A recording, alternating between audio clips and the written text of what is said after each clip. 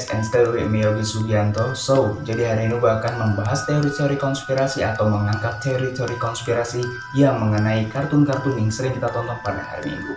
Oke, sebelum lanjut ke videonya, don't forget to subscribe, like, comment, and share to all your friends.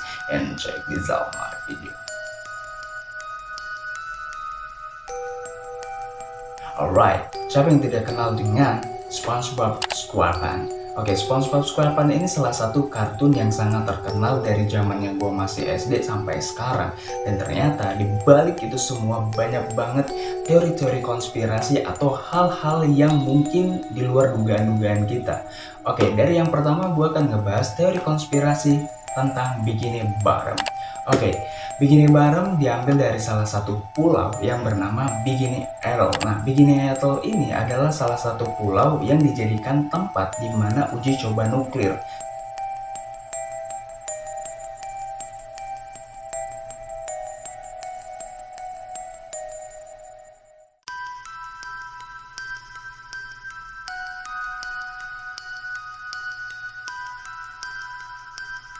Nah, timbullah teori-teori konspirasi yang mengenai Bikini Bottom yang penduduknya itu serba aneh-aneh dan bisa dikatakan weird people atau freaky people gitu. What's all that yelling? You just can't wait for me to die, can you? They're selling chocolate. Banyak banget yang bilang bahwasannya penduduk-penduduk di Bikini Bottom itu terkena radiasi nuklir. Makanya penduduk-penduduk di Bikini Bottom itu banyak yang aneh-aneh seperti SpongeBob, Mr. Krabs, Patrick, Squidward, dan bahkan ada Sedikit. Dan kita tuh nggak bisa berpikir secara masuk akal gitu. Dan ini nggak make sense gitu. Ada tupai di bawah laut. Makanya timbullah teori konspirasi ini.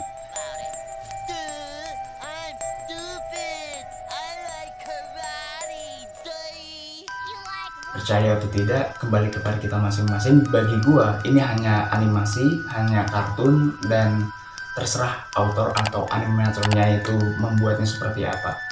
Menurut gua, ini hanya disangkut pautan atau dicocok lagi dari beberapa orang-orang yang ada.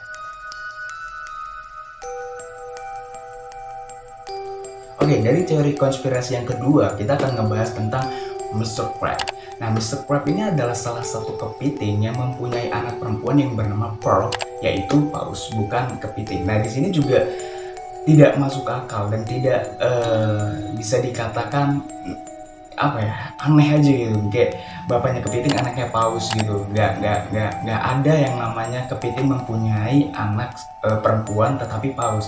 Nah, tetapi ada banyak banget berita-berita atau cerita-cerita yang tidak diangkat di serial kartun SpongeBob ini, yang mana si Pearl ini mempunyai ibu tetapi ibunya ini sudah mati terkena mata kail.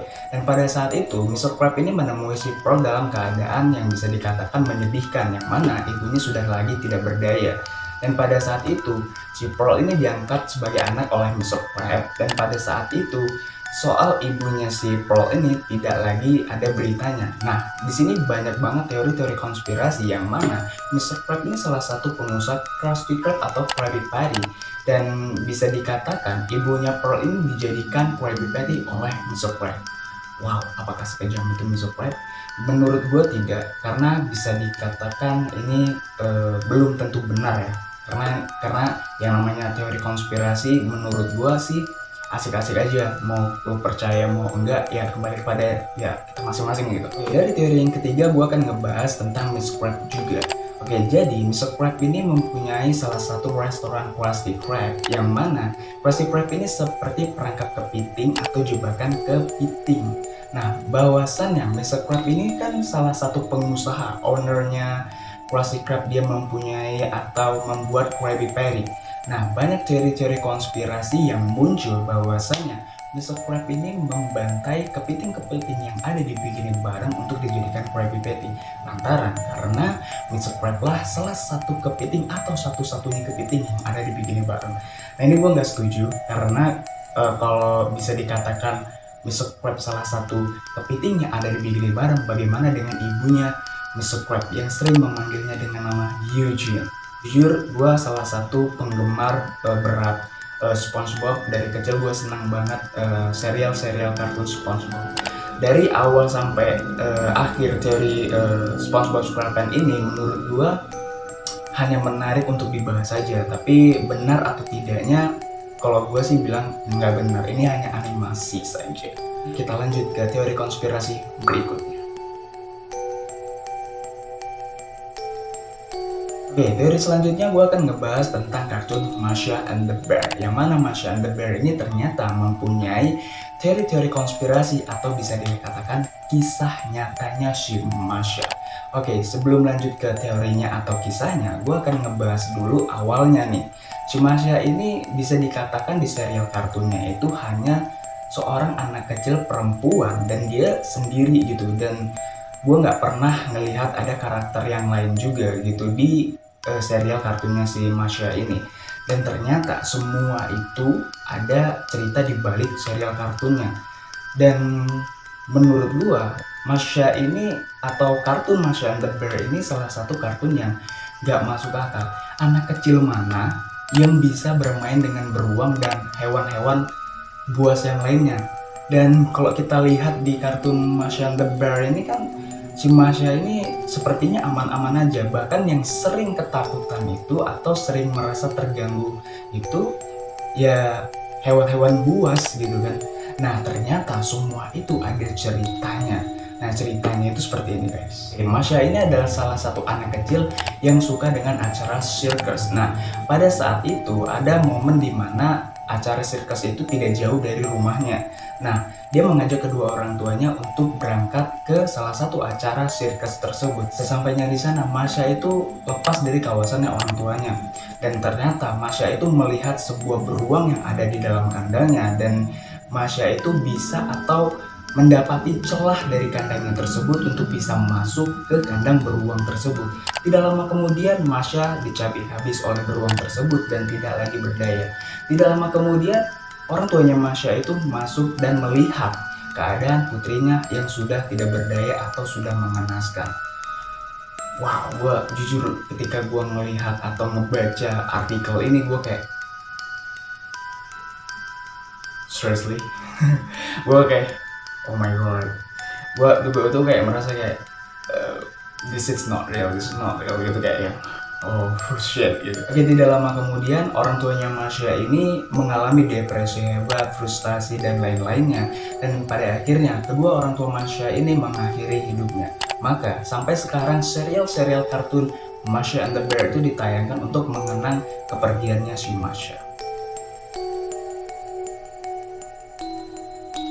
Oke, teori konspirasi berikutnya itu adalah kartun Doraemon. Dan ternyata kartun Doraemon ini juga mempunyai teori-teori konspirasi yang sangat amat menarik untuk dibahas. Oke, gue juga suka dengan kartun Doraemon dari gue SD sampai sekarang. Gue juga masih nonton walaupun episodenya itu masih ditayangkan berkali-kali di TV ataupun di sosial media gitu.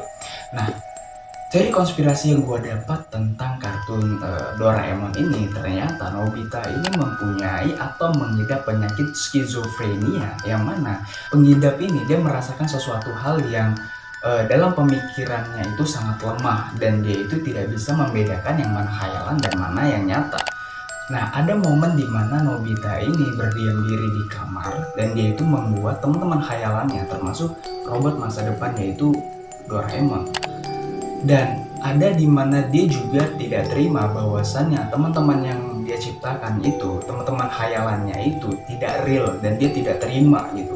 Dan pada saat itu dia mengalami depresi yang sangat hebat dan dia tidak terima dengan kenyataan-kenyataan. Banyak orang yang bilang this is not real, that's not real Nobita. Jadi dia itu tidak terima dengan akan hal seperti itu. Dia bilang teman-teman yang dia ciptakan itu ada gitu. Nah pada akhirnya singkat cerita pada umur 16 tahun si Nobita ini mengakhiri hidupnya.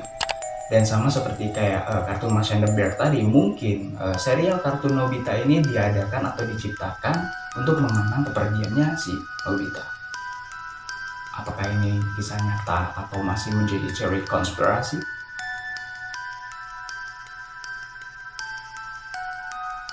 Yang terakhir ada Upin dan Ipin. Wow, coba bayangin, Upin dan Ipin aja mempunyai teori-teori konspirasi tidak kalah hebat dengan kartun-kartun yang udah gue bahas sebelumnya tadi. Oke, gue tuh nggak habis pikir ya, ternyata Upin Ipin juga mempunyai teori-teori konspirasi. Kalau kita lihat dari serial kartun Upin Ipin ya biasa aja, normal-normal aja, yang menceritakan dua orang anak kecil atau beberapa teman-temannya Upin Ipin itu yang menceritakan ya anak-anak. Pada umumnya kita juga pernah merasakan apa yang dirasakan Upin Ipin, maksudnya itu menggambarkan anak-anak kecil lah yang bermain sama teman-temannya di pondok di mana gitu, dan ternyata semuanya ada teori konspirasinya yang mengenai serial kartun Upin dan Ipin. Oke, lanjut, mari kita bahas. Jadi banyak banget yang bahas tentang konspirasi Upin dan Ipin, dan ada juga video yang beredar dua makam Upin dan Ipin.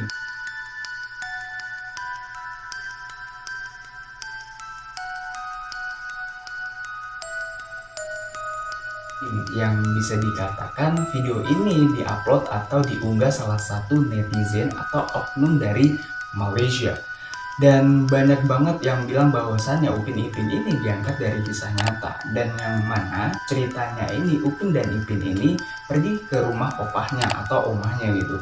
Nah, pada sesaat di jalan atau di pertengahan jalan itu si Upin dan Ipin dan beserta keluarganya itu mengalami kecelakaan hebat, dan pada saat itu yang selamat itu cuma si Ipin. Pada setahun kemudian barulah si Ipin ini menyusul si Upin. Makanya di makam tersebut tertulis si Upin meninggal pada 6 Agustus 1995 dan Ipin meninggal pada 2 April 1996. Makanya si Upin Ipin ini tidak punya ayah dan ibunya, karena ayah dan ibunya juga mati dalam perjalanan tersebut. Opahnya itu sangat sedih dengan kepergian kedua cucunya. Opah dan Kak Ros ini konon katanya membuat hayalan-hayalan yang mana adanya Upin dan Ipin di sekitaran mereka.